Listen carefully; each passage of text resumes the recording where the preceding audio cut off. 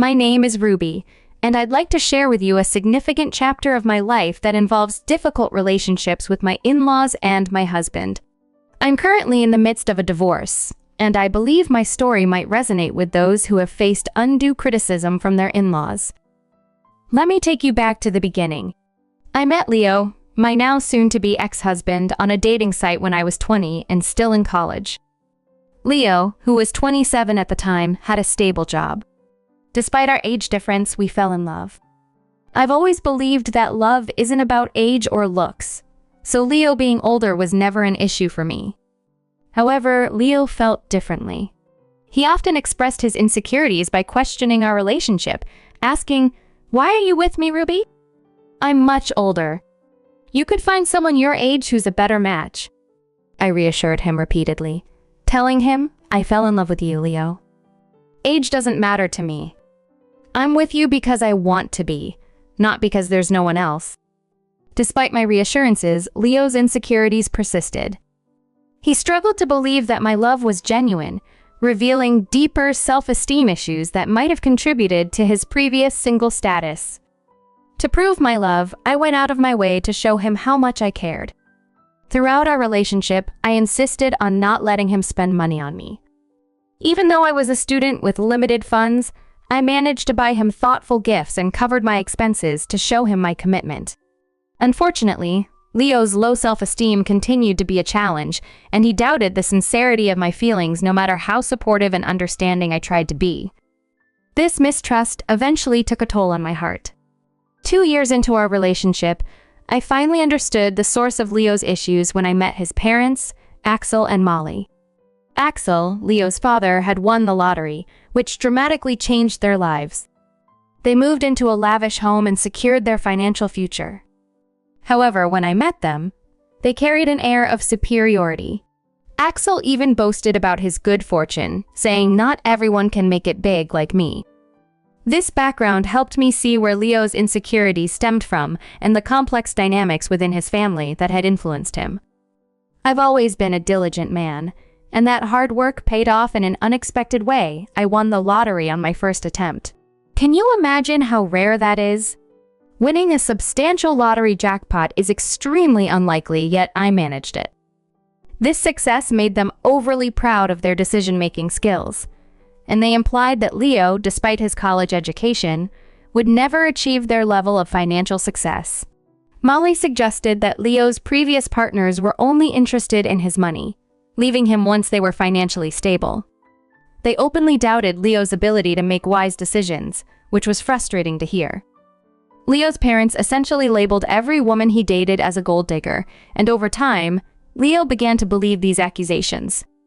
The notion that I might be after his money too became an embarrassing part of their narrative. Fed up with these unjust assumptions, I felt compelled to defend both Leo and myself. I said, "I'm sorry, but I have to disagree with you.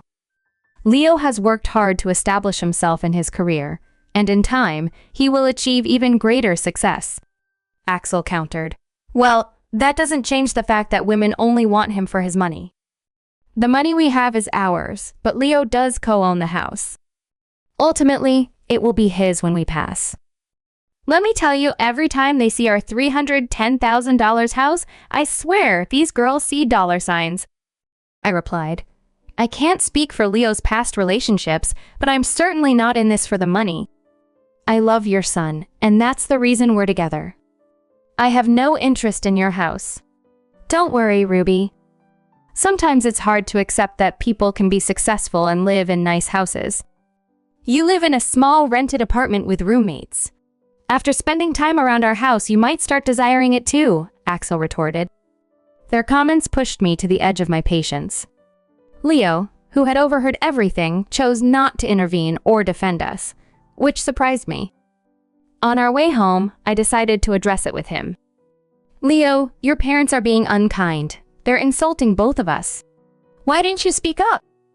"What did you expect me to say, Ruby? I can't be certain they're entirely wrong. Women in the past have used me, trying to benefit from my parents' wealth. They made grand plans involving the house and how it would be ours once my parents passed away," Leo explained. "Even if they were gold diggers, that doesn't mean I am one too. You stayed silent, I pointed out, hoping he would see the distinction and feel the weight of his silence. When your family insulted me, it hurt, especially when they suggested I was with you just for your money. You know my family has its own wealth now, so it's frustrating to hear such accusations. I get why they might be suspicious, given that I don't have parents and might appear dependent on you financially, but it's hurtful and quite ridiculous. Leo, this is absurd, I told him firmly. I've never pressured you to spend on me, and lacking an inheritance doesn't make me a gold digger. Despite my efforts to explain how these accusations made me feel, Leo seemed unable to fully acknowledge my concerns. He insisted that he loved me, and that the specifics didn't matter to him. He shrugged off any need for further discussion. While some might find comfort in such reassurances, I couldn't accept his passive acceptance of his family's negative views about me.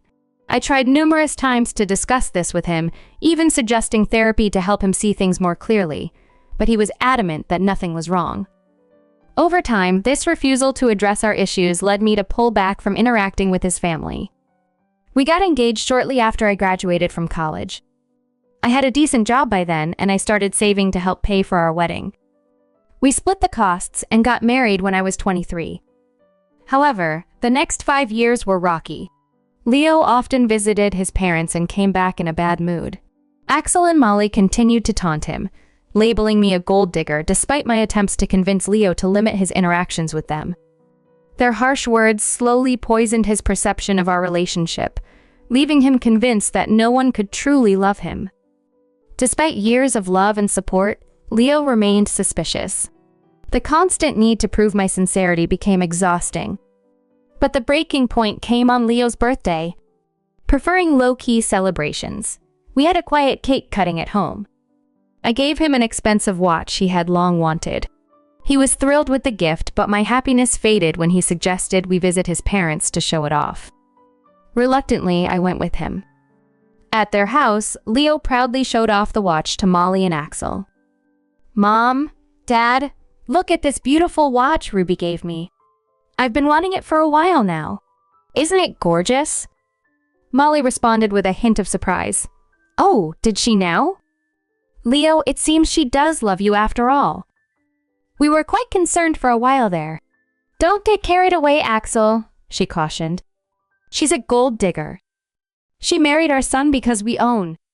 Her words stung, echoing the ongoing challenge I faced, loving a man whose family could not see past their own skepticism.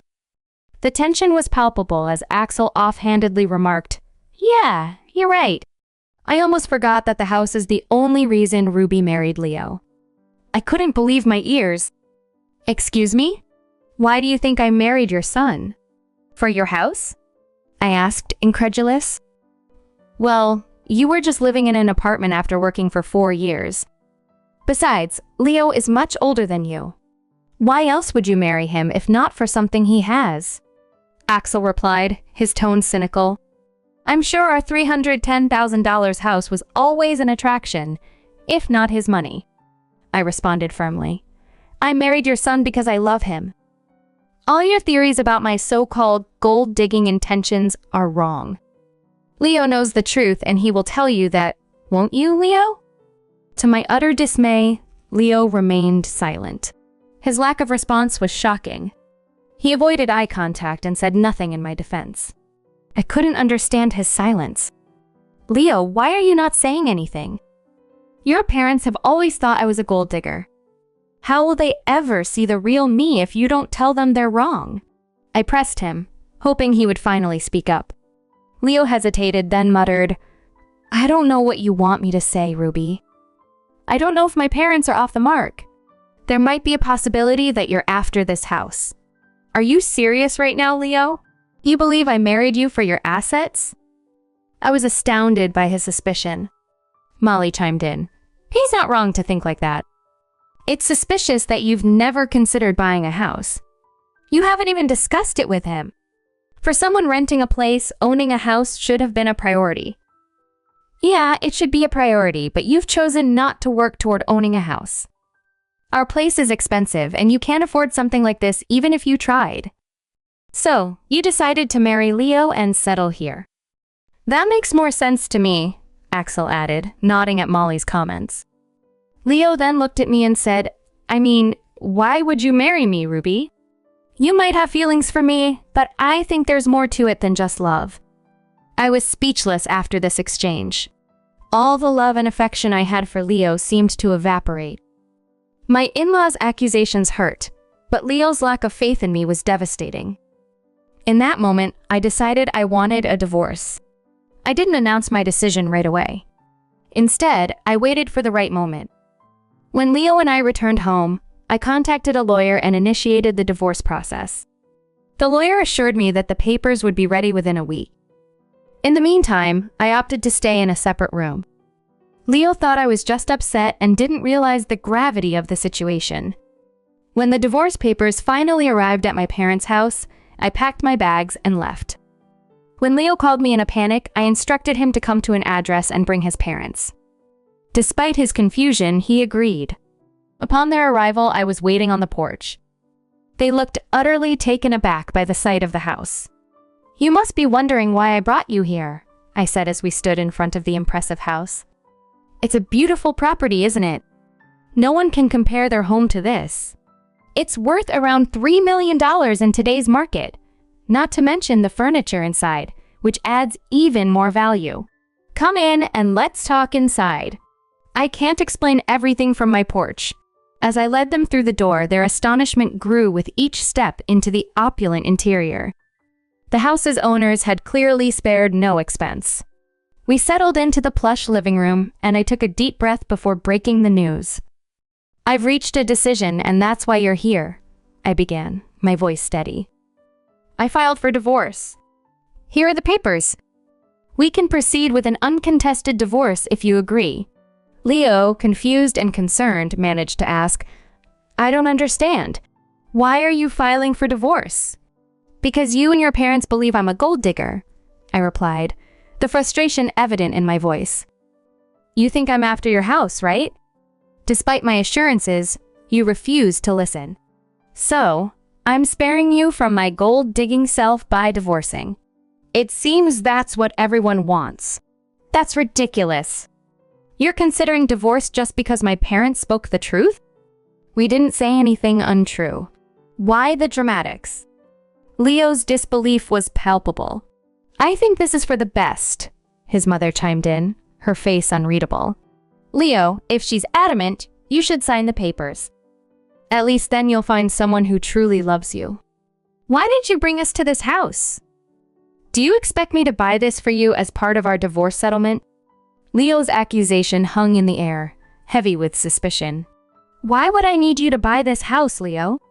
This house is already mine, I answered calmly, watching the shock spread across their faces. How on earth can you afford a house like this? You're renting and your job isn't enough to cover this. Stop lying to us, Leo's father demanded, his tone sharp. I'm not lying, Leo. Remember when I mentioned that my parents left me some inheritance? Well, this is the house I was talking about. It's under a trust now, but I'll officially inherit it when I turn 27.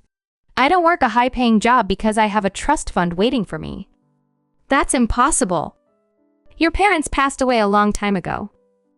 They should have let you have the house earlier, Leo retorted, still in disbelief.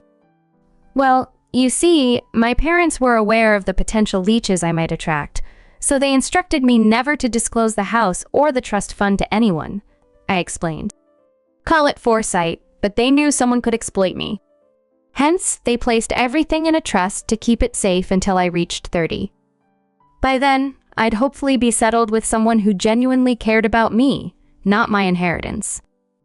Oh my God, Ruby, you should have told us about your wealth, they murmured, their earlier accusations now replaced by a stunned realization of their misunderstanding. We had no idea you owned such a sizable house, they remarked, looking around the spacious interior. We could all live very comfortably here. You really should have shared that sooner. We thought you were just after our house. We could have avoided all these misunderstandings. I always knew Ruby was perfect for Leo. I've been saying she's a great woman. Look how wealthy she is. Leo really found a great match, they added, their tone changing noticeably. Hearing this, I couldn't help but laugh. Their attitude toward me had shifted so rapidly it was almost comical. What was even more bizarre was that they soon seemed to forget about the divorce I had initiated. As I pulled out the divorce papers and signed them, I said, "Here's my signature for an uncontested divorce. You can just sign these to make it easy.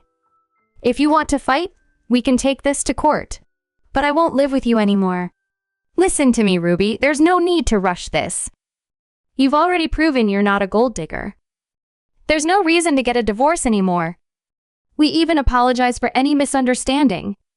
That should make things better, right?" Leo pleaded. Yes, Axel is right. We're sorry, Ruby. We doubted you for no reason, they echoed. I don't want your insincere apologies, I retorted. For 3 years, you allowed your family to berate me and label me a gold digger. I expected you to at least defend me. But no, you sided with them and accused me of being a gold digger as well. I won't stay with someone who doesn't respect his wife. I'm done with you. We can part ways amicably or involve the courts. The choice is yours. Molly and Axel tried their best to change my decision, pleading with me to let go of the past. In their minds, what happened was just a simple misunderstanding. Not once did they show genuine remorse for tarnishing my name. Their audacity only fueled my anger. When I reached my breaking point, I demanded they leave before I called the police. My anger intimidated them, and they left. Over the next few weeks, Leo and my in-laws continued to harass me daily. They begged, pleaded, and even offered bribes to convince me to stay. Their belief that I could be swayed with money only intensified my fury. It revealed that they still considered me motivated by financial gain. The irony was, as Leo co-owned the house with his parents, I was entitled to half of his share. This realization fueled their desperation for reconciliation. Despite their attempts, I remained steadfast in my decision to part ways. I relocated all my belongings to my parents' house, asserting my right to stay there even before officially taking ownership. Leo and the in-laws persisted in reaching out, prompting me to change my number entirely. I wanted to avoid their constant attempts to contact me from unfamiliar numbers. Leo even attempted to discuss matters at my workplace, but security was informed and asked him to leave. Leo still hadn't signed the divorce papers, holding out hope for a change in my decision. Nearly a year has passed since then. I initiated the divorce proceedings, and now, with less than a year until everything is finalized legally, I've been managing quite well on my own. Living independently has brought me happiness and financial stability. While I've been on a few dates, I'm not looking for anything serious right now. According to a cousin of Leo's, the family is now worried about covering the legal fees and paying me the share of the house I'm entitled to. Their savings are running low. Leo is even considering selling the house, as he harbors resentment towards his parents for the chaos they've caused in his life. At this point, I simply don't care about their dilemmas anymore. My main focus is to free myself from that toxic environment and move forward with my life independently and at peace.